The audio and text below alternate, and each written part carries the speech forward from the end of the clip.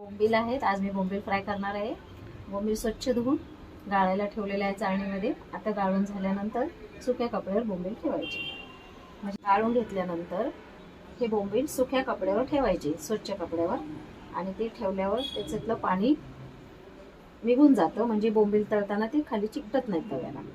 आता हे बोंबील सुकायला ठेवले होते, सुक्या कपड्याने पुसून घेतले। हा आमचा घरगुती मसाला, मीठ आपल्या अंदाजानुसार, हळद अंदाजानुसार, आणि हे माझं घरगुती ज्वारीचं पीठ आहे, हे आपल्या अंदाजानुसार। आणि आता हे सगळं मिक्स करायचं।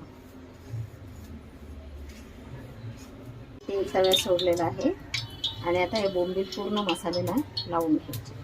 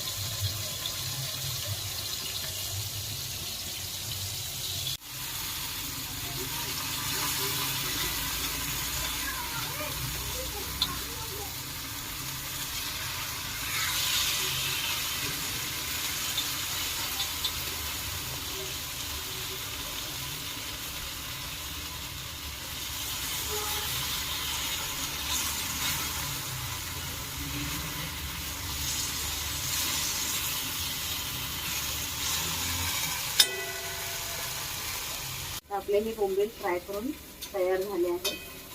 हे आता वाटण्यात काढायचे। वाटण्यात काढायच्या अगोदर खाली पेपर ठेवायचा, म्हणजे तेल सगळं निघून जातं।